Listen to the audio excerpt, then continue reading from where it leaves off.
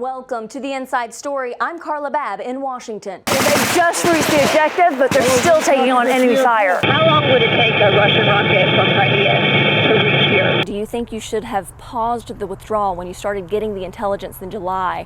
The collapse was more imminent. Would you actually have to use that if you went to war right now? We would have to use vehicles like that, yes. Defense officials are saying now that those gains that were made over the last 2 years in central Somalia, those gains were reversed by al-Shabaab in the last 6 months. Putting more people in to protect these oil fields, are there going to be more troops now in Syria than there were before? Ukraine transitioned away from these to the NATO standard howitzers when supplies started running short during the war.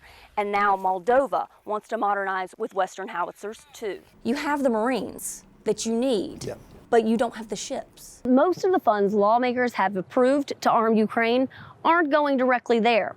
They're being spent here in the United States in plants like this York, Pennsylvania plant. This is the first time Iran has struck Israel from its territory directly into Israel's territory. Normally they use proxy groups, Hamas, Hezbollah, the Houthis, for example. Backseat with the U.S. Air Force over America's last frontier, Alaska. All right, they got checked. When commanders across the globe need more American military power, they often turn to Marine Expeditionary Units, or MEUs. Each unit is a team of about 2,000 Marines and sailors who deploy on amphibious warfare ships. It takes 3 amphibs, 2 small ones and one that looks like a mini aircraft carrier, to make an amphibious ready group, or ARG, which transports the Rapid Response Forces along with thousands more sailors.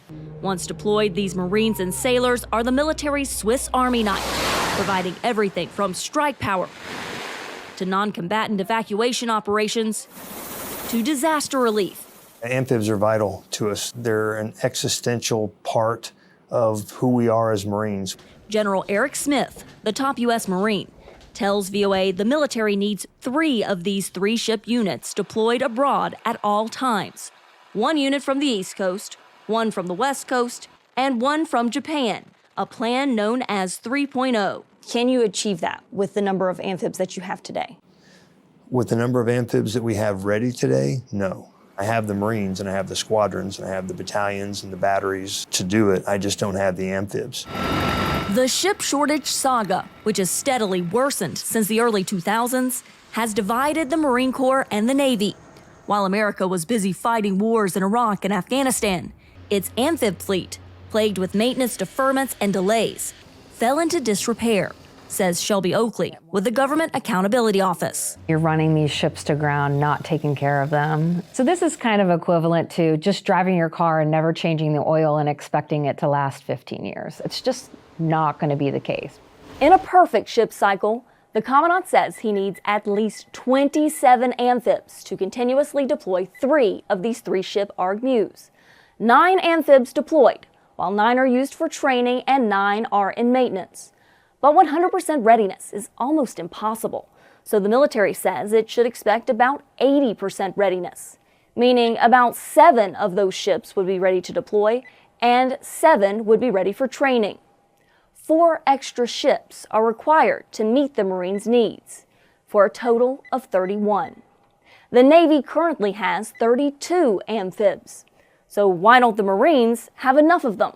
Half of its amphibious ships are in poor material condition. Key systems aren't functioning the way they're supposed to. Your readiness rate is down in the 50 percentile range and it needs to be 80%. Then I would say that's a crisis. One of the amphibs, the USS Tortuga, hasn't sailed in over a decade. And there are 15 more that the Government Accountability Office says are not on track to make it to the end of their 40-year service lives. Why are so many of these in bad shape? We're trying to keep an aging force ready and focused on what it needs to do. It's not just amphibious ships, it's really the whole Navy. When I started in the Navy, we had almost 600 ships. Now we've got half that, but we're still doing the same mission. Acting Chief of Naval Operations Admiral Jim Kilby tells VOA the Navy is trying to tackle the issues dragging down the amphib fleet the same way it fixed the issues grounding its fighter jets a few years ago. In this chart, if it's green, I am. If it's red, I'm not. The Surface Committee has doubled the number of ships that completed maintenance on time. It's not where I want to be. I want to get better. It is not acceptable to have 50%. We want to get to 80%, and we owe it to the Marine Corps to do that. Meantime, the Marine Corps says the consequences are stacking up. The gaps in coverage really have already begun. There was a non-combatant evacuation operation required to get American citizens out of the Sudan when violence was erupting. And because there was no ARGMU presence, the AFRICOM commander was forced to use commercial airlines. And even when units have deployed, they did not deploy as a full force. The USS America Amphibious Ready Group deployed with 2 ships instead of 3 last year because there wasn't another amphib available. And the USS Boxer Amphibious Ready Group had so many maintenance delays that the Navy had to stagger each ship's deployment last year, all months later than planned. What was supposed to be a 9-month deployment resulted in just 2 months with all 3 ships together. When the Boxer wasn't there, they couldn't do F-35 operations. They couldn't support an international partner as they had planned. Who is responsible for all of these things that happened last year? The Navy is responsible, and we did not meet that in the case of the Boxer. So will this happen again? I hope it doesn't, Carla, but I can't guarantee that. The 31st Marine Expeditionary Unit completed its last patrol aboard the USS America Amphibious Ready Group this month. The next deployment of one of these 3-ship ARGMUs from the East Coast or Japan is still months away, and officials say one likely won't deploy from the West Coast until 2026. A Navy official says the service only budgets deploying one 3-ship amphibious ready group for only 10 months in the year, because according to Kilby, the Marine Corps' 3.0 requirement is not a Navy requirement. I do not have a plan to get to 3.0. I have a plan to maintain 31 ships per law in our shipbuilding plan. That plan banks on the Navy keeping 6 of the amphibs in the fleet for several years beyond their expected 40-year service life, including some of those currently in poor condition. But there's huge questions about whether or not they will even make it to their expected service life. So how is that plan feasible? So we have to plan the availabilities to go do the work necessary to get them to a life cycle health assessment above poor. This is going to take at least a decade to fix. Yep. What happens if we find ourselves in a conflict with China and we start losing more ships? We're going to have a problem. The whole point for having the ARGMU out is to prevent conflict. Kilby says the Navy wants the problem solved by 2027, the year China's leader Xi Jinping has ordered the military to be prepared to take Taiwan. We have the Navy we have. That's the Navy we're going to have largely in 2027, and we just need to operate it more efficiently and effectively. Experts say if Beijing attempts to take Taiwan, it could catapult the U.S. and China into war, while the amphib fleet is struggling to stay afloat. Carla Babb, VOA News, the Pentagon. There's been days where, I think to myself, like, am I going to make it home? Am I going to end up living here? Am I going to end up dying here? What's going to happen? 25-year-old California native Nasria came to the Afghan capital in June to visit family and marry her longtime boyfriend. She and her new husband fled to the airport after the Taliban took control, but they never made it in. It was so hard to just get on a flight. There was a couple of days where we had to sleep on streets. People were literally stepping over people. That's how bad it was. After her booked flight home was canceled amid the chaos, she reached out to the State Department for help. They told us, go to a certain location, you will be picked up. And this is from the State Department. You will get picked up. Go there. And it was in the middle of the road across the airport.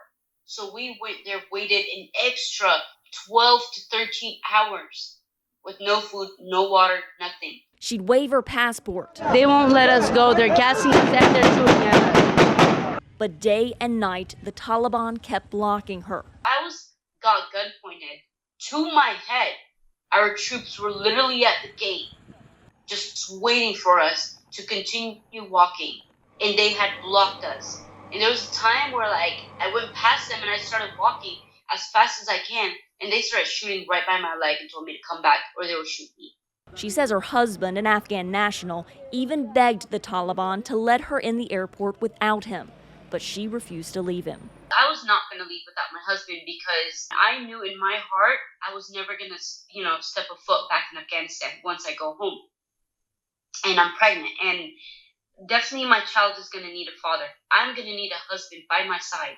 Now that the U.S. military is gone, Nasria says the Taliban are hunting Americans. And apparently they're going door to door from now, trying to see, if anybody has a blue passport. The State Department has told her to stay put and they will find a way to get her out. But she gets more discouraged with each passing day. I don't even think I'm going to be able to go home. I definitely lost some hope. If I was only 15 steps away from the airport and I was told people are going to come out of the airport to get me, so what hope am I supposed to have now? Carla Babb, VOA News, the Pentagon. They're the closest U.S. soldiers to Russia's border, training with live fires in NATO ally Estonia on how to take turf from an enemy. The overall end state of this is the platoon seizing that key piece of terrain, which is that enemy trench line. Let's go, first squad, move! Go, let's go! U.S. soldiers with the 101st Airborne Division eliminate simulated enemy scouts and defenses. Fire in the hole! Fire in the hole! Fire in the hole! At a training site less than 50 kilometers from Russia, Alpha 2, move up! which invaded its non-NATO neighbor Ukraine 1 year ago. And these are real case scenarios. You are seeing this play out on the battlefield in Ukraine. Yeah, with any type of training exercise, we want to provide the most realistic training environment for our soldiers to better prepare them and our leaders for any type of challenges that are in the future. Through the breach, getting into the trench. Over. Let's go! Okay, so they just reached the objective, but they're still taking on enemy fire. Team leader Liz Versova trains the platoon's weapons on the open field ahead. Because we were expecting some enemy reinforcements, as well as a BMP-2, which is an infantry fighting vehicle. They take that out with an AT-4, a weapon similar to the Javelin anti-tank missiles knocking out real armored vehicles in Ukraine. Hey, target enemy. Whole cycler. The enemy here is simulated, but the challenges are real. As soldiers used to desert warfare for the last 20 years build a new type of readiness. A lot of the soldiers have not seen snow before in their entire lives, so being thrown into this environment can be challenging. About 200 kilometers northwest, American HIMARS, multiple rocket launchers with the 1st Infantry Division, stand guard, sentinels shrouded by pines. We can fire on the move, stay in high positions and very well concealed and covered locations for long periods of time. Once the fire mission is processed, in a matter of seconds, it's able to deliver its rockets or a missile. These HIMARS and their operators arrived in December as part of the U.S. military's enhanced presence in the Baltics. At the beginning of last year, there were 600 American troops in the 3 Baltic nations. Now, there are about 1,500. So they've got a defense set up right here. Colonel Richard Ikena commands the 1st Infantry Division's artillery forces. He says U.S. HIMARS operators have trained in Estonia before, but now it's different because they're also part of Estonia's collective defense for an extended period of time. We are in the scenario here. It really brings real time what is going on here in order to operate and to be as ready as possible. The HIMARS team provided long-range firepower for this month's annual winter camp exercise, involving hundreds of troops. This is how Estonia prepares for war. But because they're a member of NATO, they wouldn't go it alone. And NATO allies are fully integrated into the exercise. Estonians defend trenches that French forces try to seize. British troops clear the way for Danish Leopard 2 tanks to punch through simulated defenses. Tanks similar to the ones soon to be seen on the Ukrainian battlefield. NATO allies hope the Leopards, along with Britain's Challenger 2 tanks, will give Ukrainians more power and protection than the Soviet-made tanks currently in the fight. The battles in the Ukraine will be slow, and what you need a heavy tank like Challenger that can take a hit, and more so than a T-72, which will probably be destroyed after 1 round. Challenger can take multiple hits and stay in the fight. But training Ukrainians to use these tanks effectively won't happen overnight. Well, tanks are much weighted. We know that, and I really hope that we are just not too late for that. Russians still have, even they have lost more than 2,000 tanks. They still have thousands of tanks in the stocks they can bring to Ukraine. They still have missiles. They still have rockets, which means that, of course, Ukraine needs as much help as we can give. Estonia's defense minister tells VOA his country has spent 1% of its entire GDP supporting Ukraine, and nearly 3% of GDP on self-defense. We have a clear understanding that every tank destroyed in Ukraine is one tank less behind our border. How worried are you that Russia could attack here? Well, we have to be ready. Estonia, Latvia, Lithuania, we are like the front door of NATO. And when the front door is locked, then it's safe to be inside of the house. So simple is that.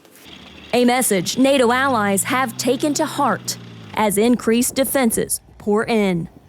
Carla Babb, VOA News, Tapa, Estonia.